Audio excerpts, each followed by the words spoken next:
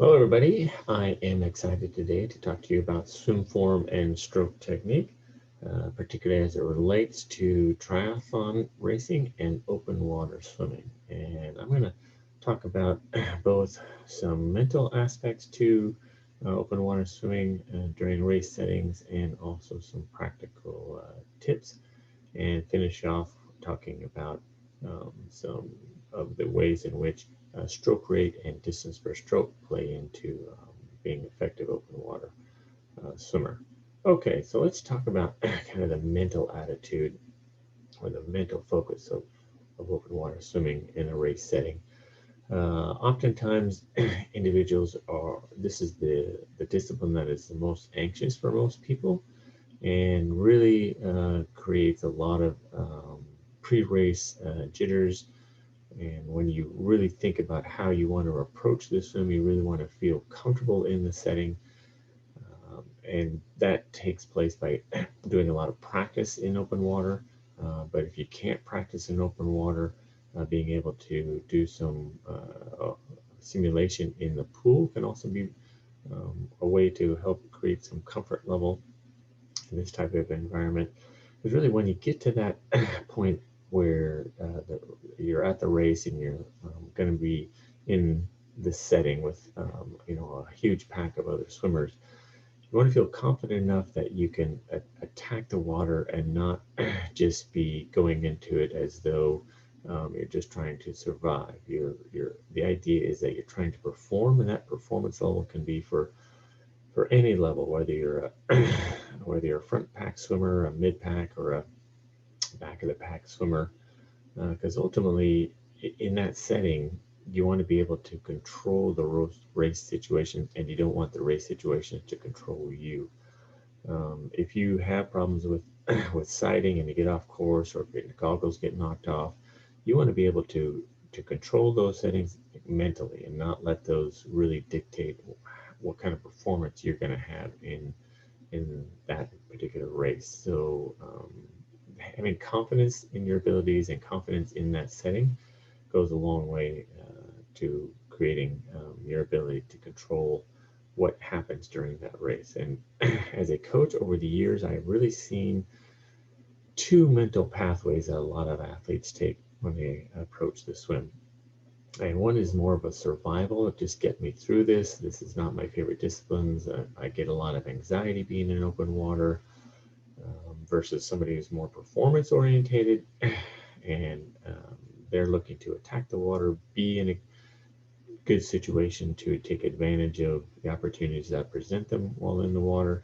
And that performance can be, again, somebody who is front pack, mid pack, back of the pack, whatever level you're performing at, you're performing at your optimal best, and not letting the situation really dictate to you. So, um, really creating that confidence level is important, and you do that through being able to practice as much as you can in the environment and doing things that are race simulation. Okay. One of the other ways that you can enhance this is to be able to generally just understand the environment that you're in. And you can start by strategizing what that plan is going to be while you're in open water, whether that's writing it down on a piece of paper or just making mental notes. If you're a beginner swimmer, beginner triathlete, then write it down. The more experienced athletes will be able to do that in their head, and really that plan, that strategy should be from the start on course to the finish. What am I going to do in those three phases, and how's that gonna look? And really be proactive with that strategy. Don't write out the strategy and not not carry it out on race day. Be proactive out there. Think about the key points at which you're going to do to make that swim optimal. You don't have to remember whole sentences and that kind of things. Use some keywords that will remind you of what you're going to do during each of those phases. And of course, practice. I mentioned that earlier. Practice, practice, practice. If you don't have open water, a body of open water near you, then um, creating situations in the pool is important to be able to do that. Swimming and not touching on the walls, doing a lot of sighting while you're in the water, doing a lot of long distance swims in the pool without touching the wall in parts of them. Things like that can all be important to be able to manage your ability to create an environment that's similar to open water, so you get more comfortable in that setting. Okay, so let's move on to some of the more practical tips that you can do when you're talking about open water swimming. And we're going to start with this starting point, start line. And really at the start, the main key point is to get in the water and swim for about 5 or 6 minutes prior to the start of the race. That does several things. One, it gets you used to the environment. You get the chance to look at the course from lake level. And also it helps you to get surrounded by people so you can start to reduce some of that anxiety. It really gets you used to the temperature of the water, and particularly in cold water, that can be really helpful in reducing your anxiety. Cold water in particular has a creates a lot of anxiety and creates a physiological effect of sort of that closing yourself off in terms of your breathing. And so by getting in the water, that can help reduce that whole process. And in terms of the start itself and being in the water, where should I line up? The key to that is what the course is going to look like. Are the buoys going to be on your left or your right as you're going through course? In this picture, is likely that the buoys on your left in this setting, because most of the swimmers are gathered over here next to this buoy, and it gets lighter in terms of the number of swimmers on the left side of this picture. So more than likely the buoys are going to be on the left, because that's going to be the straightest line to the next buoy and where you turn. And so your faster swimmers, I really recommend you be over here in this part of the swim on this particular course. Anywhere that's the straightest line to the first buoy, particularly if it's a turn buoy. Mid-pack swimmers, you'll be over in here. And then your beginner swimmers or less confident swimmers might be over here to the right, where you have more open water. And you can kind of get in your rhythm right away. And there's less distraction, less things that are going to affect you mentally in terms of the race. These individuals have a lot of experience with open water and are comfortable being in that type of a situation. So, but no matter where you're at on the start line, hold your ground. Try not to get too caught up in other people passing in front of you, hitting you with their arm stroke or kicking you or things like that that will disrupt your position in the water. And really focus on that first buoy. Don't get carried away in terms of talking or thinking about what the whole course looks like. Think only about where that first buoy is at, and focus on that. Break the swim up into segments. And part of your strategy, part of your plan should be thinking about that. So that way you don't get a little bit overwhelmed, particularly if you're new to swimming, with what's lies in front of you. Okay, so so let's talk about what that start actually looks like, especially for those of you who are new to open water swimming and triathlons. Experienced triathletes, you know this drill, you participated in this a lot. New triathletes, you can see this is sort of a modest sized swim wave. And you can see here in the beginning, most of the swimmers who are your faster swimmers are clumped over here next to the buoy. It's likely that the buoys in this situation are on the swimmer's right, because most of the swimmers are over here versus the open water over here where there's very few swimmers. And you can see the beginning of this very tumultuous in the middle. You really have to feel comfortable with yourself as a swimmer. But over here, if you're not, you have a lot of open water to get in your rhythm. Don't have to worry about anybody really, rolling over you or getting kicked or whatnot. You can get into your stroke, right away and find that comfort level. Okay, I'm not going to get too much more detail on the start, but the key is to really find your open water space, find your rhythm right away. And then if you're going to draft, which I'll talk about in a minute, you want to find that draft right away so you can start taking advantage of that opportunity. Okay, so you're out on course. You've got through the start, and what do you do? The key with sighting, and the key with being out on course is sighting. Is where am I going on the course? You don't have a dark lane line on the bottom of the pool or the sides of the pool or whatnot to help guide you. These buoys are typically out on course, and new beginner swimmers, these are really sight buoys. They help you to navigate down the water. But being able to do that means you have to look up and see where you're going. And you can see a lot of people in this picture doing just that. But the key to doing that is really what I call doing that with alligator eyes, getting your eye just above the water so you can see what's out in front of you, as opposed to being kind of the Tarzan look where you got your head completely out, even your shoulders out of the water. Um, and really, the problem with doing the sighting in this method is you really create a lot of drag, and you really create an issue with slowing down. You lose a lot of your momentum when you do this. So the goal is to reduce that drag and reduce that slowing, and then having to reaccelerate by using your alligator eyes. And alligator eyes really is kind of a confidence level thing. Um, Both times when you're doing any kind of sighting, you sight right when you start to take a stroke. So you're the most buoyant at that position. And the more you practice and the more you race, the more comfortable you get with being able to sight like this versus sight like that. Okay. And it becomes even more critical because whenever you sight, you're doing that about every 4 to 10 strokes. So the more efficient you can sight, the better. Really efficient swimmers who have good navigation skills can sight about every 20 or 30 strokes.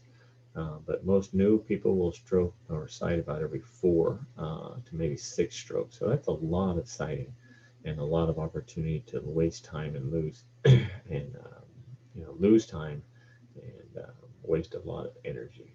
Okay, all right. So let's go. Let's talk about this whole draft situation, what that means. So drafting is is an advanced skill, but a skill that everyone can master, and a one that you can um, find an opportunity with no matter where you're at in terms of your swimming ability.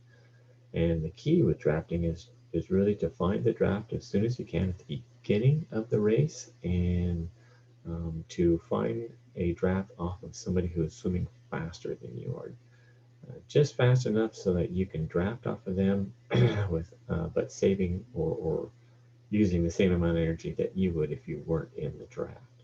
And the draft really is best done right off the hip of the individual that you're trying to draft off of versus being behind them. This is still it's a traditional way of drafting, and it's still beneficial, but you get more optimal benefit if you try to draft right off their hip. This way is actually a little easier as well. It's easier to follow the person uh, in this situation versus right behind them. Oftentimes you lose their feet um, in this, and you lose the draft versus over here where you won't lose the draft quite as much. And then really when you look at this picture over here, this is why you draft off the hip, because you get this wake from the person out in front that really goes pretty wide. Okay, and you can find that nice ability to draft right in this position. Okay, all right. So you can kind of get a sense of what that looks like here. Pay attention to the person in the middle and here to the right. So as that you can see the person over here in the middle is starting to drift towards the person in the right. So this person in the front here is getting a draft right off our hip, right towards the end of that frame. Okay, and that's really where you want to be throughout. And again, you saw that person drift during this clip, so that's going to happen a lot during the swim. So you need to be able to maintain your position. You might have to drift a little bit with them, but as long as they're staying on course, you're going to benefit from that draft. Obviously, if they get off course quite a bit, then you're really not doing yourself any good, even in the draft, because they're not navigating very well. So you might have to break off that draft swim on your own or find another person to drop off with. Okay. So another key element to swimming, which can be problematic if you don't do it right, is navigating the turn buoys. And there are not many turn buoys in open water swimming, but there are some key things that you can do to help get around the buoy effectively. And first is going back to sighting, and typically you sight a little more often when you're going around a turn buoy. That's just to make sure that you're in the right position, that you're not going to get pinched, you're avoiding other swimmers and getting around the buoy. You have to literally go around the buoy in order to stay on course and not get a penalty or disqualified from the race. So when you sight more often, you can avoid what's known as the pinch. The pinch occurs right here at the very tightness of the turn, and that occurs really when you have several individuals at once going around the buoy. And you can see here in this picture, not a lot of people there. They could probably swim pretty openly through that. But if you have several more people right in here, then it's likely that any individual right in this spot who is not in the front, towards the back of that pack, is going to have to slow down, even stop to get around that buoy, and then re-accelerate. Versus if you're just on the outside of that bunch or leading the bunch, then you can maintain your rhythm and swim through the turn, which is really what you want to do. So sight more often, try to get to just on the outside of any pack that you're with so you can maintain your rhythm through the turn. Okay. Another way you can get through the turn, which is not used a lot, but it can be effective if you're getting to a turn buoy and it's just you or maybe a couple other people at the buoy, and it's known as a barrel roll. And essentially, as you approach the turn and you go onto your back, like you're going to do a backstroke right in the middle of the turn or beginning of the turn, and then you take a complete stroke on your back and then roll back over onto your front side, back into freestyle swimming, and you're around the turn. That rolling action creates a turn around the buoy, and that can be a nice, effective way to get around the buoy. But again, it really requires you to be by yourself or with just a few other people, so you're not creating a lot of issues in terms of your own navigation around the pool with around the buoy with other people there. Okay, let's talk about this idea of staying in the moment in the water and what that means relative to form and what that means relative to stroke rate and distance per stroke. Okay, so form is different in open water than it is in the pool. Typically in the pool, you know, you have this high elbow, low wrist, more of a distance per stroke type of form. But in open water, because you have a lot of turbulence in the water, maybe a lot of chop, you want a higher kind of arcing recovery phase. Okay, and that helps you get over top of the wave and maintain some momentum.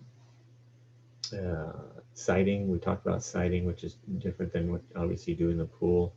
And then your kick is another area that you're going to change in open water, and that's typically a 2-beat kick.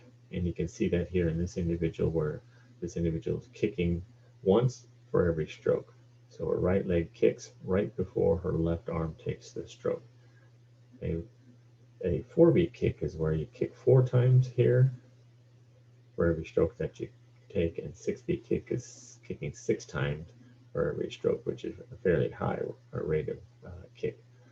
Underneath the water is all generally about the same, but above the water, the recovery phase, the sighting, and the kick are the primary areas in which you're going to want to make changes from pool swimming to open water swimming. Okay?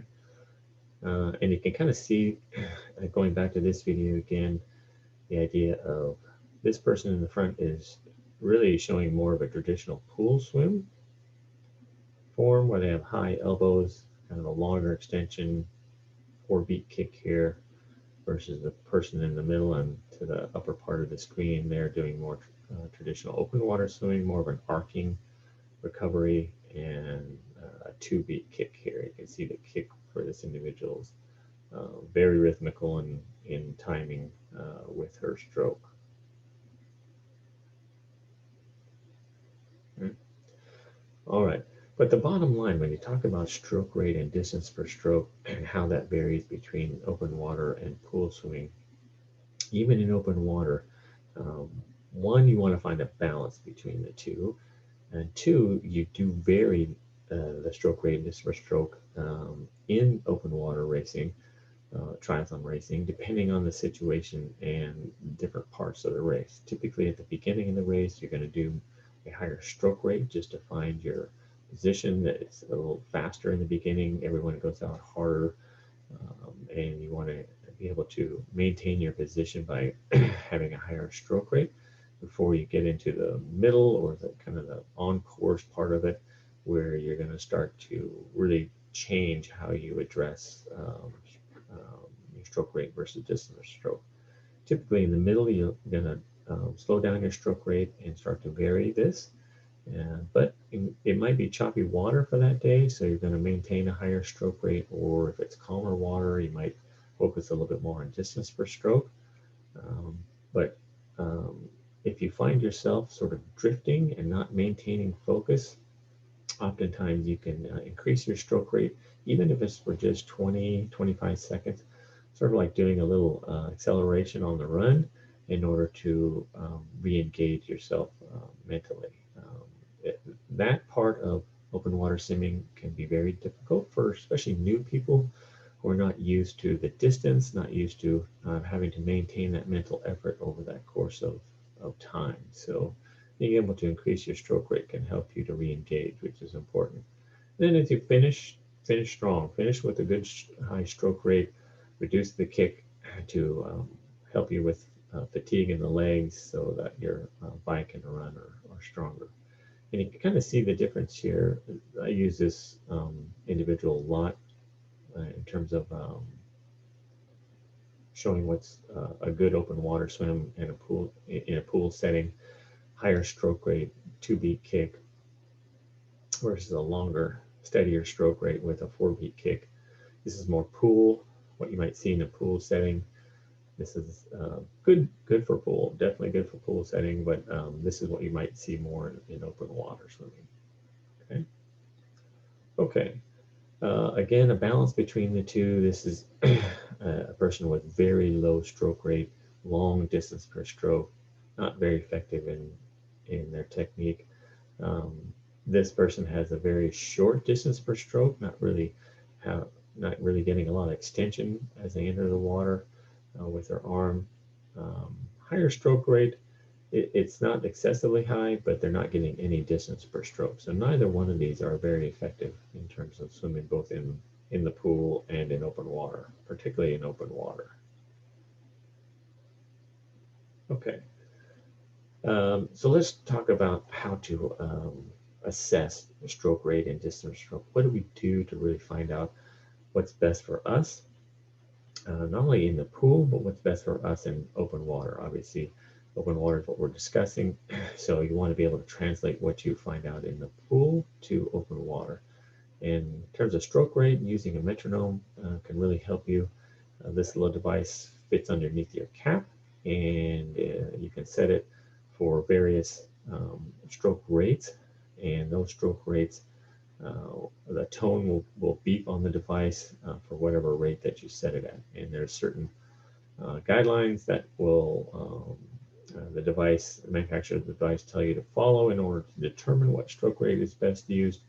And then you can, and that stroke rate is different for different distances. For the longer distances, it's going to be different from the shorter. And you can establish those in the pool, and then you can translate those into open water when you practice in open water and see what works most effectively for you before you actually employ that in a race. Okay. As you would guess, this is a chart that basically shows how the speed a swimmer might be at and what their stroke rate might be here. And this is per 100 yards. And you can basically see that the faster a swimmer goes here, the faster their stroke rate goes here. And that's, I think, something everyone can relate to. A triathlete, a pro triathlete in open water typically swims around 70, 80 strokes a minute, which is fairly high. But again, that's part of why they are a world-class athlete. But no matter what speed you're at, you can always find the stroke rate that you should be at. And this is a good starting point when you're trying to determine where to set your metronome in terms of assessment of your own stroke rate and what's going to optimize your abilities for yourself. Okay, in terms of distance per stroke, so distance per stroke, obviously you can't really measure your distance per stroke. It's very technical in doing so, but the best way to do this on your own is really to see how many strokes you take in a 25-yard pool. So from wall to wall, most athletes will take between 17 and 25 yards. World-class athletes maybe a little less than that, but really when the average person, when you're looking, average triathlete, when you're looking at the stroke distance, the number of strokes per 25 that are around this low part of the range or lower, means that their distance to stroke is really long, but they might need to work on their stroke rate. And then vice versa, if their stroke rate is really high, okay, and their number of strokes they take for the 25 is really high, then they're probably missing out on distance per stroke and being able to employ that to help them be a better swimmer. So finding that balance, that's the key to all this, is finding the balance between stroke rate and distance per stroke. Because if you have too much extension, if your distance per stroke is too long, then you wind up having what's known as dead spots. And those dead spots are essentially times when you're swimming and you're not propelling yourself with any kind of stroke. You're actually decelerating, and which means that once you take a stroke, that you have to re-accelerate. But the opposite is true, where if you have too little extension and your stroke rate is really high, and you're up around this 25, 27, then you're not, your distance per stroke is suffering. Okay? You're not getting the amount of pull that you could get out of the water is not that great, and your distance per stroke is suffering. So you would want to work on that as an individual. Okay. All right. So let's kind of again take a quick last look at what that means in terms of the difference between the two. Very low stroke rate over here versus again my optimal swimmer over here, nice high stroke rate. Good distance per stroke. There's a balance here, right? It's not super long, but it's long enough to accommodate what she wants to get out of it in terms of her stroke rate. Very fast swimmer. Okay, so let's finish off with what happens when you exit the water. What am I doing when I'm exiting the swim in a triathlon? The first thing you do is prepare for the conditions. What am I dealing with? Most swims are done in some type of lake setting. Maybe calmer water prevails most of the time. But if you're in the open ocean where there's waves crashing, or if it's cold outside or something like that, then you need to prepare yourself for what's going to happen once you exit the water. Okay, practicing in those environments is always super important. So for example, when you are going to exit the water and you're in a lake and you're going to exit onto the shore, then you really want to wait until your hand touches the ground on one of the strokes before you stand up. If you stand up any earlier, then you stand up in deep water, which is very hard to walk or run through. Versus if you wait till your hand touches the ground, then you wind up being able to stand up where the water is about knee level, and you can get through the water running or walking much easier at that situation. Okay. So knowing the condition, what am I dealing with?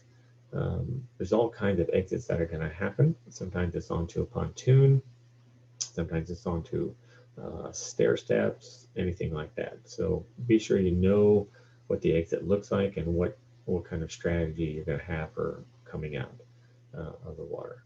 Another key element is really to avoid other swimmers. When you first come out of the water, don't get slowed down, don't get knocked around by other swimmers, because you have things that you got to do when you first come out. Orientate yourself. You got to start working on getting your wetsuit off. You want to be able to have kind of a nice clear path to get to transition one. So avoiding other swimmers is important. And then when you start getting out of the water and you're in a position where you start working off the wetsuit, that's what you do. Leave your goggles on.